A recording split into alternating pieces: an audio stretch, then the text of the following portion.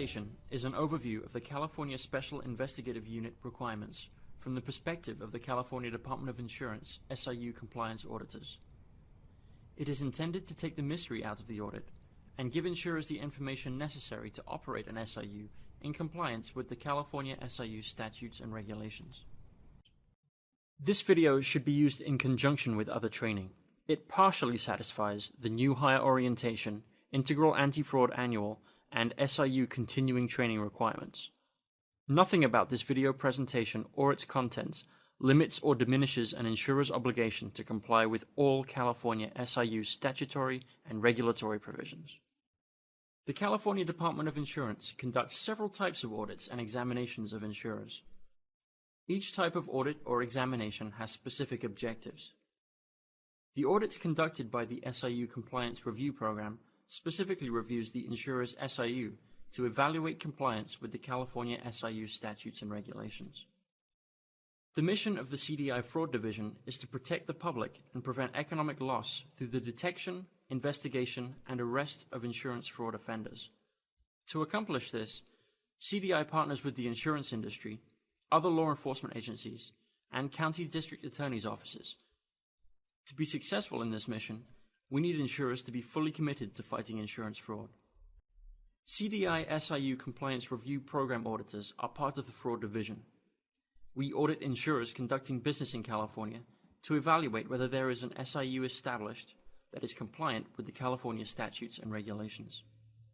The SIU auditors conduct on-site audits nationwide and analyze the information provided in the SIU annual reports filed by approximately 1,200 primary and subsidiary insurance companies each year.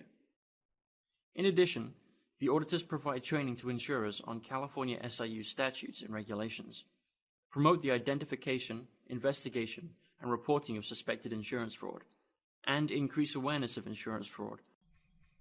SIU auditors are also a resource to insurers.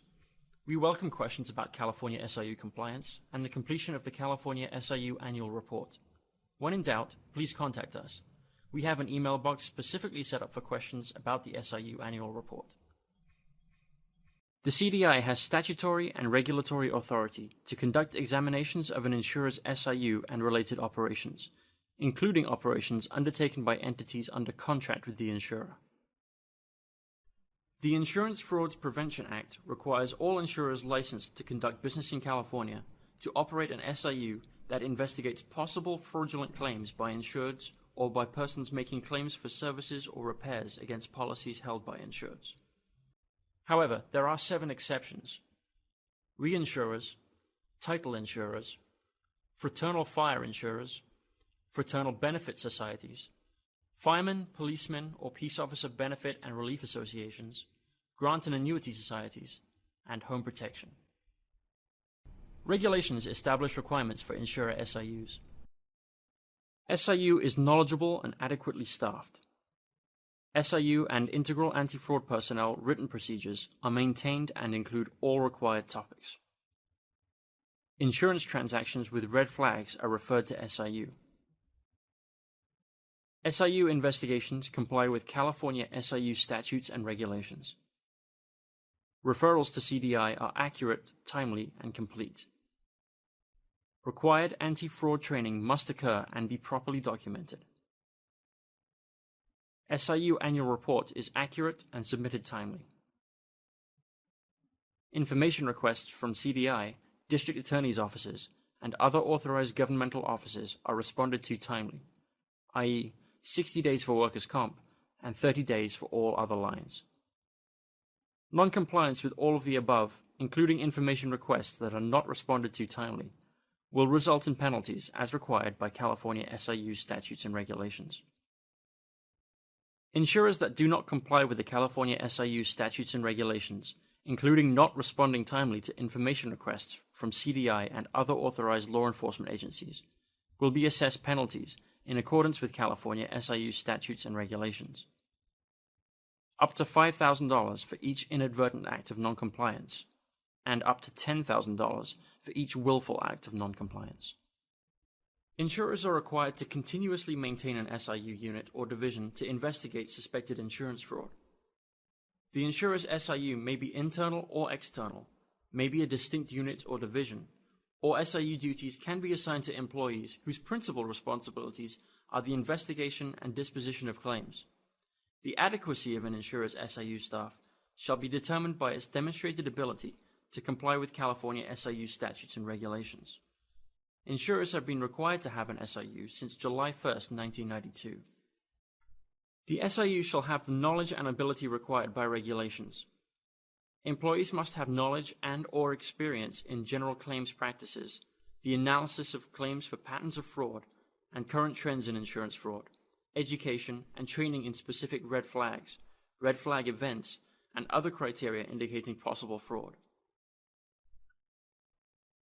Employees must have the ability to conduct effective investigations of suspected insurance fraud and be familiar with insurance and related law and the use of available insurer-related data resources. Insurer integral anti-fraud personnel are the first line of defense against insurance fraud. Their knowledge of red flags and the SIU referral process is critical. Integral anti-fraud personnel is defined by California SIU regulations.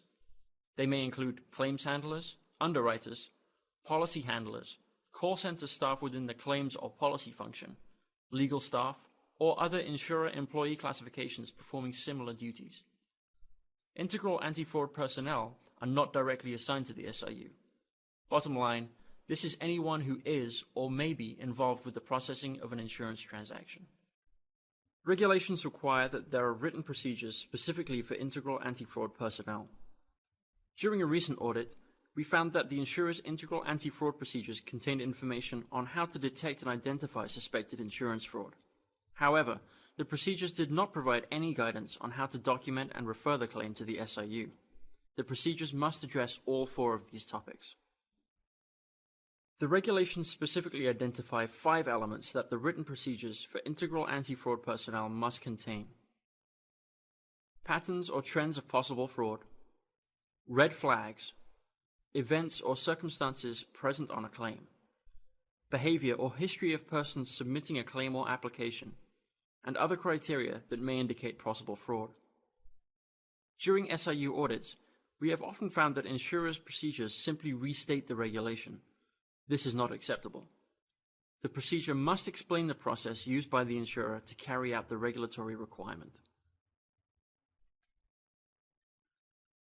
The regulations specifically identify 5 required elements of an insurance fraud investigation. An investigation of suspected insurance fraud shall include a thorough analysis of the claim file, application, or insurance transaction, identification and interviews of potential witnesses, utilization of industry-recognized databases, preservation of evidence, a concise and complete summary of the investigation, including the investigator's findings and the basis for their findings. A frequent audit finding is that there is not a concise and complete summary of the investigation, including the investigator's findings and basis for the findings. Here are examples of effective methods of detecting and investigating insurance fraud. Establish, maintain, distribute, and monitor procedures to all anti-fraud personnel. Establish, maintain, distribute, and adhere to SIU investigative procedures. Proactive and aggressive approach to fraud detection and investigation. Here are examples of ineffective methods of detecting and investigating insurance fraud. No written integral anti-fraud personnel and/or SIU procedures. Procedures are outdated. Procedures are not fully compliant with California SIU regulations. Reactive approach to fighting fraud. Waits until losses are incurred. Does not investigate. Regulations set forth 4 specific requirements when referring suspected fraud to CDI. The suspected fraud is referred to the CDI Fraud Division, and for workers' comp, there is a dual reporting requirement to also refer to the California County District Attorney's Office. Referral shall be submitted where there is a reasonable belief of insurance fraud. Referral shall be made within 60 days of determining reasonable belief. This does not diminish statutory requirements contained in the Insurance Frauds Prevention Act regarding confidentiality of any information provided in connection with an investigation. Please note, regardless of application or claim status, or whether the insurer has filed a civil action, the suspected fraud must be referred to CDI timely. For workers' comp, there is a dual reporting requirement to the District Attorney's Office. If you refer to the CDI Fraud Division through the NICB website, the entire California section must be completed at the end of the form. The referral to CDI is not complete until the system generates a CDI case number, not just an EFD1 ID number. The referral must be complete to trigger the system to automatically forward the referral to a CDI fraud investigator. To the CDI investigator, the three most critical pieces of information are 1. A complete and concise synopsis, 2. Loss amount, 3. Loss locations. If you have not done so, it is in the insurer's best interest to register for the CDI electronic referral system, known as the EFD1 system. Referral errors and omissions and associated non-compliance penalties are significantly reduced when insurers use the electronic referral system to CDI. Therefore, CDI is helping all insurers register for the EFD1 system and will gradually phase out the paper referral form process this year. Here are examples of how to effectively report fraud to CDI. Reports to CDI upon reasonable belief of fraud. Uses current FD1 or EFD1 forms and codes. Provides complete and concise synopsis with sufficient facts and detail. Reports to CDI within 60 days of reasonable belief. Maintains contact with the CDI fraud investigator at the appropriate regional office. Here are some examples of ineffectively reporting fraud to CDI. Does not report to CDI at all. Does not report to CDI until the SIU investigation is completed. Outdated paper forms and/or codes. Suspected fraudulent claims contain errors and/or omissions. Synopsis does not provide sufficient facts. Does not respond to CDI fraud investigator inquiries timely.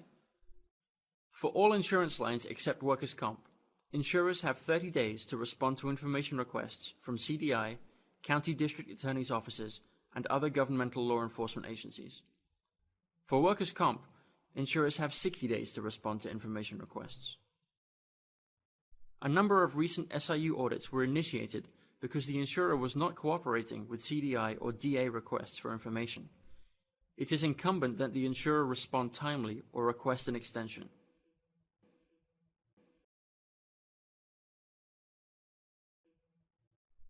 Regulations require an insurer's SIU to establish and maintain 3 levels of anti-fraud training. New hire anti-fraud orientation training, integral anti-fraud personnel annual anti-fraud training, SIU personnel continuing anti-fraud training. Audit findings in the area of training are fairly common. Either the training material does not address all required topics, or all required staff do not receive the required training. In either case, this creates an internal control weakness regarding fraud detection. New hire training must be provided to all integral anti-fraud personnel new hires within 90 days of commencing duties and contain the 5 elements required by regulations. The SIU is responsible for the insurer's anti-fraud training program. New hire training must include the function and purpose of the SIU, an overview of fraud detection and referral of suspected fraud to the SIU, a review of CDI Fraud Division reporting requirements, an organization chart for the SIU, SIU telephone numbers. Integral anti-fraud personnel annual training must be provided to all integral anti-fraud personnel and contain the 6 elements required by the regulations.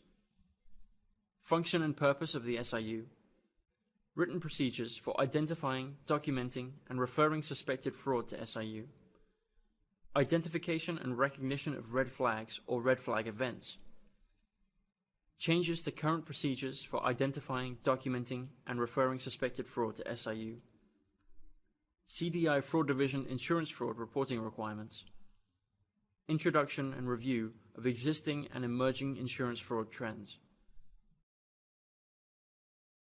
SIU personnel continuing anti-fraud training must be provided to all SIU staff and contain the 5 topics required by regulations.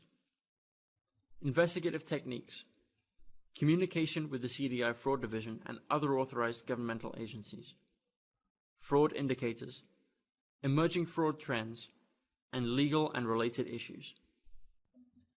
Regulations specifically require the new hire, integral anti-fraud, and SIU training to include the 5 elements required by regulations. Title and date of the training course, name, title, and contact information of the instructor, description of the course content, length of the training course, names and job titles of participating personnel. Records shall be prepared at the time that training is provided to be made available upon a CDI's request. Here are examples of effective anti-fraud training. Anti-fraud orientation is provided to all new hire integral anti-fraud personnel within 90 days of commencing assigned duties. Annual anti-fraud training provided to all integral anti-fraud personnel. SIU staff completes continuing anti-fraud training courses. Maintain adequate and complete training records. Here are examples of ineffective anti-fraud training. Training does not cover all topics required. Anti-fraud orientation not provided to integral anti-fraud personnel new hires. Annual anti-fraud training not provided at all, or only to some of the integral anti-fraud personnel. No system to ensure all integral anti-fraud personnel receive anti-fraud training. SIU does not receive continuing education. Lack of or incomplete training records. Examples of effective anti-fraud training. Insurer keeps informed of current regulatory and reporting requirements, fraud alerts and red flags, updated procedures, fraud referrals, emerging fraud trends, detection methods. Insurer works with CDI for training purposes as well as investigations. Examples of ineffective anti-fraud training. Insurer not aware of new regulations or statutes. SIU does not keep abreast of fraud trends, detection, or use of databases. SIU does not train or share information with integral anti-fraud personnel. Insurer does not interact with CDI or other authorized agencies. Insurers licensed to conduct business in California are required to submit an electronic SIU annual report to CDI. CDI must provide notification to insurers in June, and the insurers must submit the report in 90 days. In 2014, the CDI hopes to give insurers the option of filing their 2013 California SIU annual report early. The report must be signed by an officer of the holder of or applicant for the California Certificate of Authority, and the insurer is required to keep the wet ink signature page for at least 5 years. The 2 most common audit findings related to the SIU annual report is omitted information or inaccurate statistics. Fairly common omitted topics are TPA and contract SIU information. A common inaccurate statistic we often see is the number of SIU referrals. We have found that insurers sometimes include SIU referrals that were not suspected fraud, such as claim assistance for more complex claims. Here are examples of compliant SIU annual reports. Submit complete and accurate report timely. If using a contracted SIU, TPAs, general agents, or MGAs, include the contract. Contracts contain all required information. Statistics include information from the primary insurer and subsidiary insurers, and TPAs, general agents, or MGAs. Here are examples of non-compliant SIU annual reports. Incomplete or inaccurate report. Fails to provide contracts for external SIUs, TPAs, general agents, or MGAs. Fails to indicate how contracted SIU is monitored. Fails to submit annual report timely. There are 2 types of SIU audits that CDI performs. On-site audits, which focus on all aspects of the insurer's SIU operations, and limited scope audits, which currently focus on A. SIU contracts, B. Written procedures, C. Training material and training records content. These audits may be modified to address any other areas where the risk of non-compliance may exist. Insurers are selected for an SIU audit based on several factors, including the following: SIU annual report review, quantity and quality of referrals to CDI, lines of insurance, market share, lack of timely response to information requests from CDI and other authorized governmental agencies. Commissioner's priorities. Referrals from within or outside of CDI. Typically, a field audit takes 1 week on-site. The CDI auditor typically contacts the insurer 8 weeks in advance to arrange mutually agreeable on-site dates and locations. This is followed by an engagement letter and documentation request. Some documents are required to be provided to us 30 days prior to the on-site visit.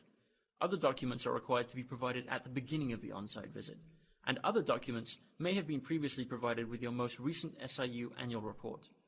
It is in the insurer's best interest to provide all requested documentation timely, which includes full system access at the beginning of the on-site visit.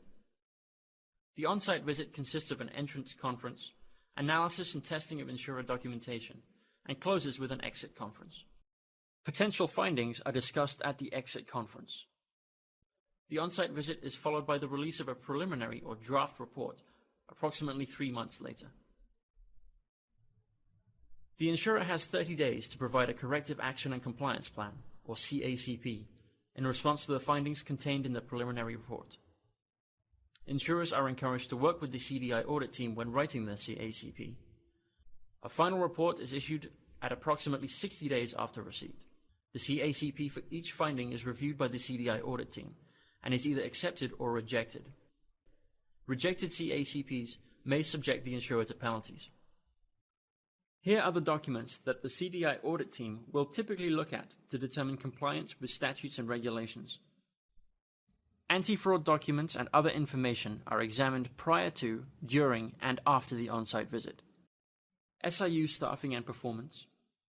Written anti-fraud procedures for integral anti-fraud personnel. Written procedures for SIU investigations. New hire anti-fraud orientation training for integral anti-fraud personnel. Annual anti-fraud training for integral anti-fraud personnel. Continuing anti-fraud training for SIU personnel. Closed California claims. SIU investigation files. EFD1, FD1 suspected fraud referrals to CDI. SIU annual report. CDI and DA information requests and the timeliness of insurer response. Insurers have the option to contract with external SIUs, TPAs, general agents, and MGAs to conduct business on their behalf. But if they are conducting SIU functions, these operations are subject to audit. The insurer is responsible for ensuring its employees and the employees of any subcontractors comply with California SIU statutes and regulations. The term or label an insurer uses to describe its relationship with another entity is not relevant. Whether the insurer call them a TPA, MGA, or partner, it does not matter. What is relevant is whether the other entity is providing either 1. SIU services, or 2. is providing integral anti-fraud personnel services, such as claims processing or underwriting services to the insurer. If yes, you are responsible for the other entity's compliance. Blanket compliance statements in a contract such as the TPA or MGA must be responsible for all compliance issues does not go far enough. The subcontractor's actual operations, training material, and procedures will be accessed to determine compliance. Here are examples of acceptable responses to audit findings and recommendations. Recognize non-compliance. Be willing to implement recommendations. Respond timely and completely. Cooperate with the auditors. Here are examples of unacceptable responses to audit findings and recommendations. Does not take prompt corrective action to resolve non-compliance. Attempts to defend deficient SIU practices. Does not adequately address findings and recommendations. Does not respond timely. Insurers are the first line of defense against insurance fraud. We value our partnership with the insurance industry. Together, we make a difference in the fight against insurance fraud. We hope this video has been informative. Thank you for your participation.